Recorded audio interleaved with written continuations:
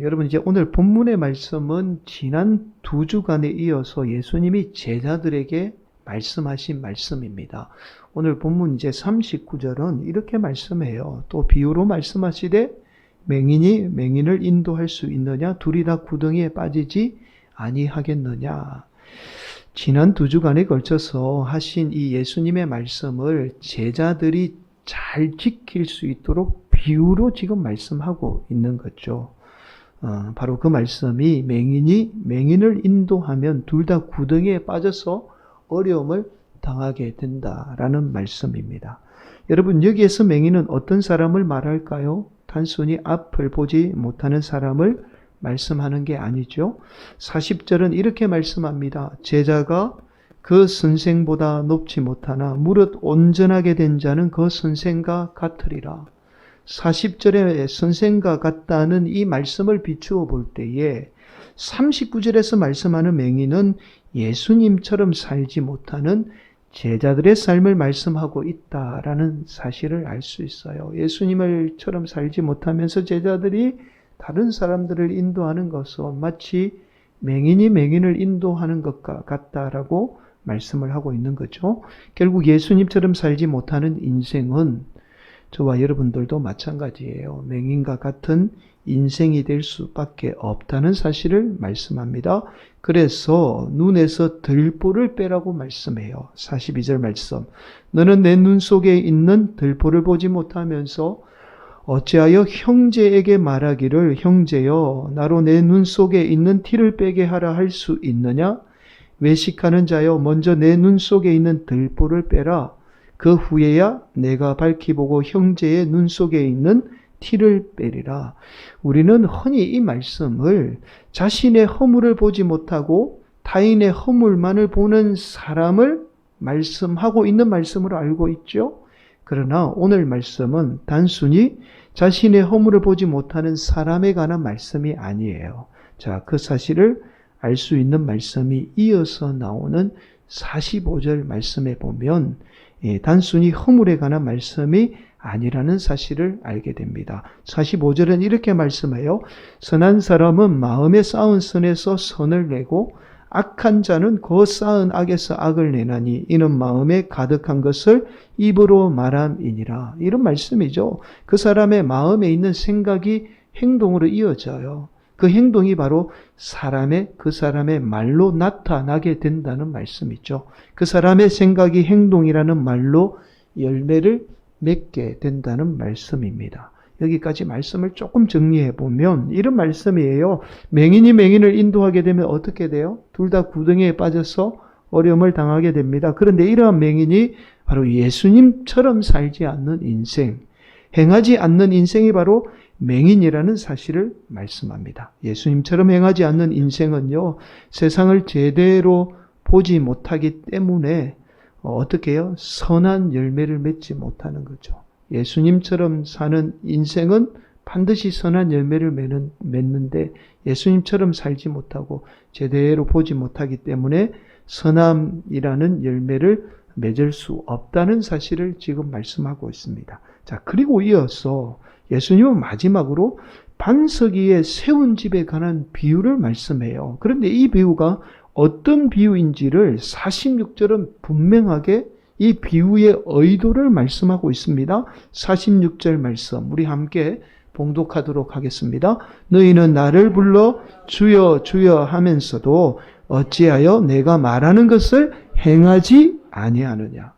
바로 이 반석 위에 집을 지은 이 비유가 바로 행함에 관한 비유라는 사실을 지금 말씀하고 있어요.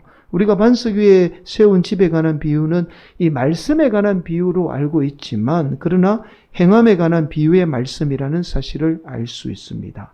그리고 이어서 48절 49절은 이렇게 말씀합니다. 집을 짓되 깊이 파고 주추를 반석 위에 놓은 사람과 같으니 큰 물이 나서 탕류가 그 집에 부딪히되 잘 지었기 때문에 능히 요동하지 못하게 하였거니와 듣고 행하지 아니하는 자는 주추 없이 흙 위에 집 지은 사람과 같으니 탕류가 부딪힘에 집이 곧 무너져 파괴됨이 심하니라 하시니라.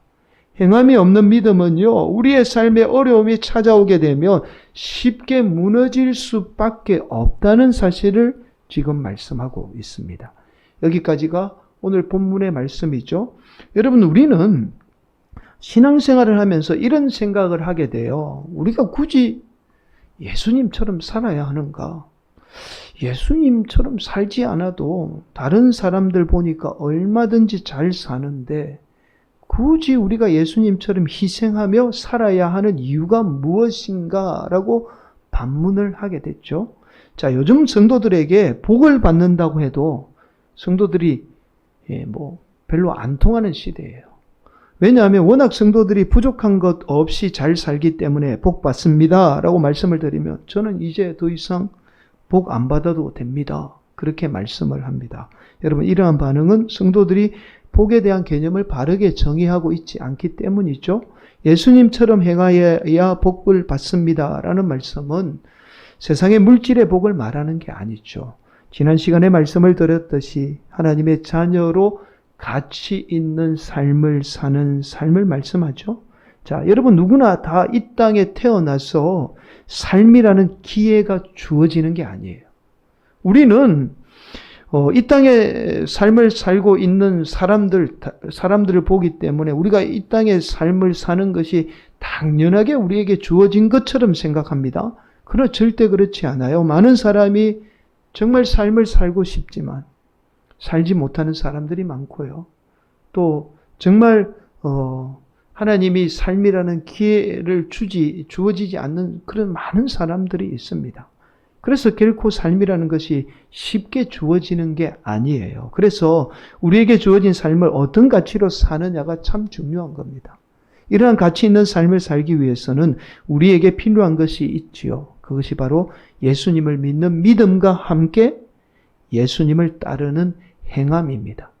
우리가 이 땅에 가치 있는 삶을 살기 위해서는 단순히 예수님을 믿는 것만으로는 부족하죠. 자, 그래서 오늘 본문 말씀은 예수님을 믿는 믿음과 함께 성도들의 행함이 중요하다라는 사실을 지금 말씀하고 있는 거예요. 오늘 본문 말씀의 결론이라고 할 수 있는 49절은 이렇게 말씀합니다. 한 번 더 봉독할까요? 시작. 듣고 행하지 아니하는 자는 주추 없이 허위에 집 지은 사람과 같으니 탕류가 부딪힘에 집이 곧 무너져 파괴됨이 심하니라 하시니라. 행함이 없는 믿음은요, 삶의 어려움이 닥쳐오게 되면 한순간에 모든 것이 다 어떻게 해요? 무너지게 된다라고 말씀하고 있습니다. 여러분, 우리는 지난 2주간에 걸쳐서 예수님이 제자들을 세워놓고 하신 말씀을 살펴보았습니다. 첫 번째로 바로 물질에 관해서 예수님이 말씀하고 있지요. 예수님은 제자들을 세우는 문제로 밤이 새도록 기도하게 되죠. 그렇게 예수님이 제자들을 세우게 돼요. 예수님은 제자들을 세운 후에 맨 먼저 복과 화에 관해서 말씀합니다. 왜냐하면 제자들에게 사람들이 몰려들게 되면 물질로 인해서 제자들이 인생의 복과 화가 임하게 되리라는 사실을 예수님이 말씀하게 된 거예요. 이 말씀은 실제로 물질에 인해서 예수님을 팔았던 가룟 유다를 염두에 두었던 말씀이죠. 가룟 유다는 물질 때문에, 다른 이유가 없어요. 물질 때문에 예수님을 팔게 된 거죠. 그래서 물질이 인생에 복을 주기도 하지만 또한 화를 가져다 준다는 사실을 지금 말씀하고 있습니다. 결국 예수님은 물질의 나눔을 통해서 스스로 가난한 자의 삶을 실천하지 않으면, 우리 성도들이 스스로 가난한 자의 삶을 실천하지 않으면 물질이 우리 인생의 복이 아니라 화가 될 수 있다라는 사실을 말씀합니다.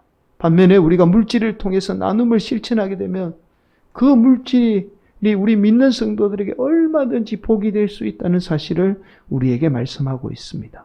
예수님은 밤이 새도록 그렇게 기도하고 제자들을 세운 후에 두 번째로 말씀해요. 바로 지난 시간에 우리가 나누었던 말씀이죠. 우리는 대부분 당시 유대인이 가졌던 생각이에요. 남이 하는 만큼 나도 하면 된다라고 생각하죠. 바로 황금률입니다. 남에게 대접받고자 하는 대로 너희도 남을 대접하라는 예수님의 말씀이죠. 이 말씀은 자칫 잘못 적용하게 되면 내가 너에게 대접받고 싶지 않으니까 나도 너 대접 안 하면 그만이야. 나도 너 상종 안 하면 그만이야 라고 적용할 수 있어요. 오늘날 많은 성도들이 그렇게 살고 있잖아요. 그러나 우리 예수님이 황금률을 말씀하실 때는 성도가 가져야 할 가장 기본적인 원칙을 말씀하고 있는 것이지 절대적인 가치를 말씀하고 있는 게 아니에요. 바로 우리 예수님은 당시의 제자들이나 오늘을 사는 저와 여러분에게 황금률보다 더 높은 가치의 삶을 요구하고 있습니다. 바로 원수를 사랑하고 원수에게까지도 베푸는 삶을 요구하고 있습니다. 이러한 가치 있는 성도들의 삶을 통해서 하나님은 오늘도 우리 성도들이 누르고 흔들어도 변함없는 복을 받는 인생이 되기를 간절히 원하고 있는 거예요.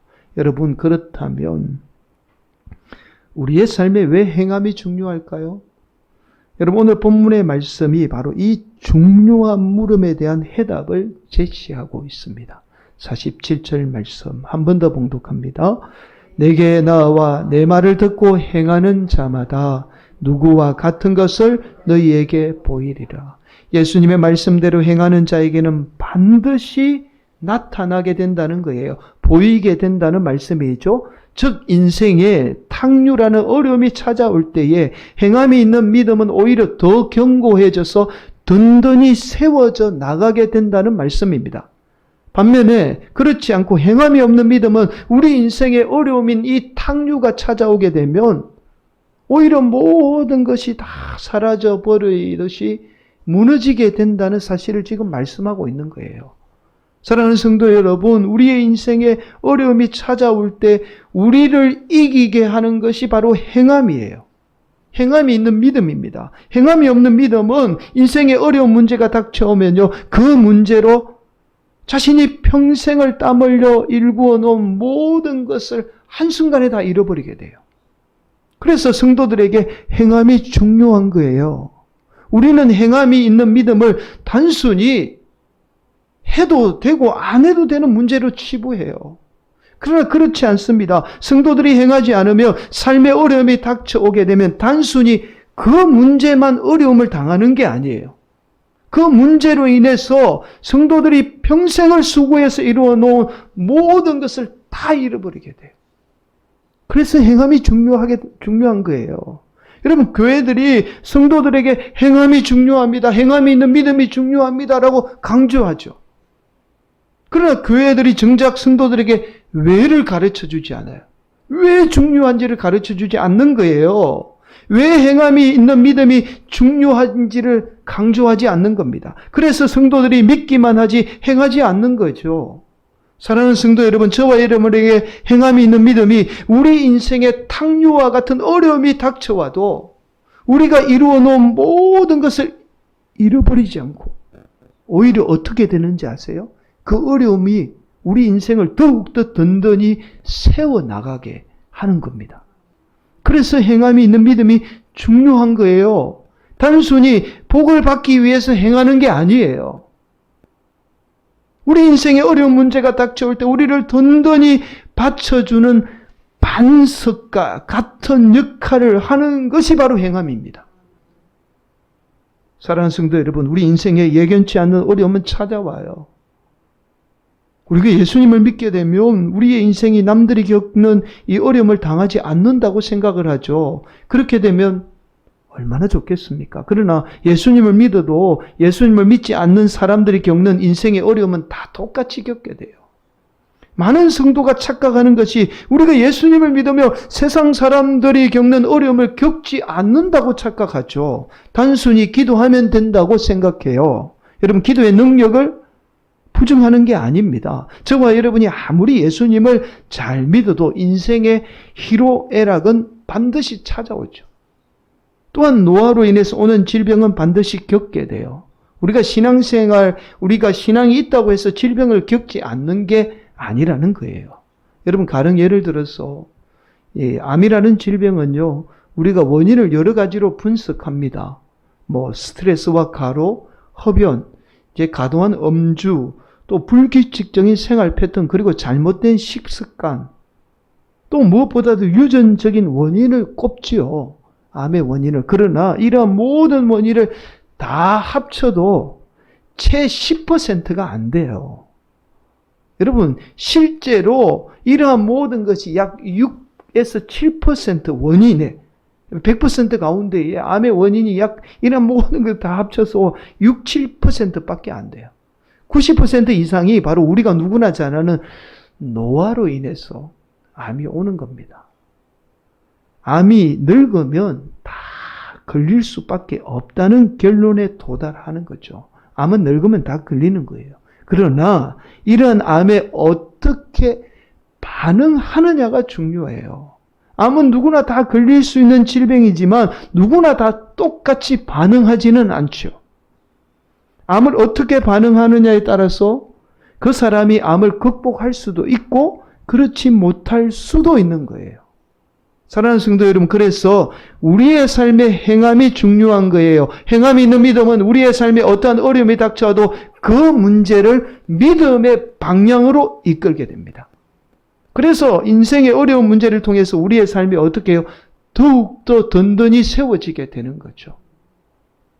오늘 본문과 똑같은 마태복음 7장 24절은 그래서 이렇게 말씀해요. 그러므로 누구든지 나의 이 말을 듣고 행하는 자는 그 집을 반석 위에 지은 지혜로운 사람 같으리니, 말씀대로 행하는 성도, 행함이 있는 믿음은 지혜로운 사람이라는 거예요. 지혜로운 사람이 되어서 삶의 어려운 문제가 와도 오히려 더욱더 든든히 세워지게 된다라고 말씀하고 있습니다. 사랑하는 성도 여러분, 물질의 나눔을 통해서 스스로 가난한 자가 되기를 축복합니다. 지난 시간에 말씀을 나누었죠. 2주 전에. 그래서 이러한 실천하는 행함이 있기를 축복해요. 실천하셔야 돼요. 물질의 노예로 사는 불행한 인생이 되지 않기를 축복합니다. 네, 아멘 별로 없죠. 네. 남이 나에게 하는 만큼이 아니라 예수님처럼 원수마저도 사랑하며 더 많은 것을 베푸는 인생이 되기를 축복합니다. 이러한 행함이 있는 복된 성도들이 되기를 간절히 축복해요. 그래서 우리의 인생에 어떠한 어려움이 닥쳐와도 오히려 그 어려움이 우리 인생을 더욱더 든든히 세우는 그 놀라운 역사가 저와 여러분 삶 가운데 임하기를 예수님의 이름으로 간절히 축복합니다. 여러분, 한국교회사 가운데 가장 찬란하게 빛나는 분이 바로 손양훈 목사님이에요. 여러분, 우리가 손양훈 목사님 하면 자신의 두 자녀를 죽인 원수 같은 자를 양자 삼은 목사님으로 알고 있지요. 그러나 우리 손양훈 목사님의 이 이야기를 접하면서 단순히 자신의 자녀를 죽인 원수 같은 자를 사랑했다라는 이 이야기만으로 바라보아서는 안 됩니다. 여러분, 여순 반란 사건은 1948년 10월에 여순에 주둔하고 있던 국군이죠. 제14연대가 이 제주도의 4.3 사건을 진압하기 위해서 파견을 앞두고 있었습니다. 그러나 이때 제14연대의 일부 군인 가운데 공산주의 사상에 물든 군인이 있었어요. 이들의 주도하에 2,000여 명이 반란을 일으키게 됩니다. 이때 여수와 순천 주민 약 2,600명이 그냥 아무 죄 없이 희생을 당하게 되죠. 이때 손양훈 목사님의 큰아들인 손동희는 순천 사범학교에 다니고 있었습니다. 손동희는 사범학교에 다니면서 기독 학생회장을 맡고 있으면서 평소 이 공산주의와 자익 학생에 대해서 비판하게 되죠. 기독교 신앙가, 이건 맞지 않는 거야. 믿는 사람은 이런 사상에 물들면 안 돼. 라고 그 사상에 물든 학생들에 대해서 비판하게 됩니다. 그래서 반공산주의자로 낙인이 찍혀있던 상태입니다. 여순 반란이 일어나자 평소 같은 학교에 다니고 있던 친구가 찾아와서 손동인을 바닥에 쓰러뜨리고 얼굴이며 머리며 닥치는 대로 짓밟기 시작합니다. 10대 아이가 그렇게 한 거예요. 여러분, 그래서 이념이 무서운 거예요. 10대 아이가 자신의 친구를 생각이 다른 이유로, 이념이 다른 이유로 그렇게 얼굴을 밟으며 닥치는 대로 짓밟기 시작해요. 그것도 모자라서 피투성이가 된 친구를 사형집행장으로 끌고 가서 죽이게 됩니다. 이 소식을 듣고 들은 당시 중학교 다니고 있던 동생인 동신마저도 형을 구하기 위해서 달려갔다가 똑같이 참변을 당하게 돼요. 형과 동생은 같은 날 꽃다운 나이에 하나님의 부르심을 받게 됩니다. 졸지에 두 아들을 잃어버린 손양훈 목사님은요, 두 아들의 시신을 거둔 후에 두 아들을 죽인 안재선이라는 학생을 찾아가게 돼요. 손양훈 목사님이 이 학생을 찾아간 이유가 자신의 두 아들을 죽인 이 안재선을 원망하기 위해서 찾아간 게 아니에요. 바로 안재선의 사형집행을 막아달라고 호소하기 위해서 찾아가게 된 겁니다. 계엄사령관은 간곡하게 부탁하는 손양훈 목사님의 간청에 안재선을 풀어주게 되죠. 그리고 더 놀라운 사실은 손양훈 목사님은 안재선을 자신의 양자로 삼게 됩니다. 사랑하는 성도 여러분, 두 아들을 잃은 아버지의 심정을 무슨 말로 표현할 수 있을까요? 아마 세상에 어떤 말로도 표현할 수 없을 겁니다. 그런 두 아들을 죽인 원수 같은 자를 양자 삼는 것은 이건 사실은 말이 안 되는 일이잖아요. 아마도 양자 삼은 아들을 볼 때마다 자신의 아들이 생각이 났을 거예요. 그런데 손양훈 목사님이 어떻게 이렇게 할 수 있었을까요? 어떻게 이렇게 행할 수 있었는지 우리가 의문을 가지지 않을 수 없어요. 의문을 가져야 돼요. 그러나 손양훈 목사님이 이렇게까지 행할 수 있었던 것은 바로 평소 손양훈 목사님의 행함이라는 삶의 뒷받침이 있었기에 그 행함이 원수마저도 사랑하는 행함으로 이어지게 되었던 겁니다. 누구도 돌보지 않던 나병 환자들을 돌보며 예수님의 사랑을 실천하는 그 평소의 행함이 있었기에 한순간에 두 아들을 잃어버리는 인생의 위기에도 원수마저도 사랑하라는 이 예수님의 말씀마저도 실천할 수 있었던 겁니다. 사랑하는 성도 여러분, 저와 여러분의 행함은 우리의 삶에 예기치 않는 어려움이 닥쳐와도 우리의 삶을 더욱더 든든히 세우는 반석과 같은 역할을 합니다. 그래서 오늘도 우리 성도들이 나 그냥 이대로 신앙생활 할래? 나 이대로 신앙생활 해도 아무 문제 없는데 그것이 아니라 꼭 실천하는 행함이 있는 복된 성도들이 되어야 합니다. 그래야 우리 인생에 어려움이 닥쳐와도 오히려 그 어려움이 우리 인생을 든든히 세워가는 그런 반석과 같은 역할을 하게 됩니다. 오늘도 우리 성도들이 반드시 행함이 있는 믿음의 성도들이 되어서 인생의 어려운 문제를 잘 이겨내는 귀하고 복된 성도들이 되시기를 예수님의 이름으로 간절히 축원을 드리겠습니다.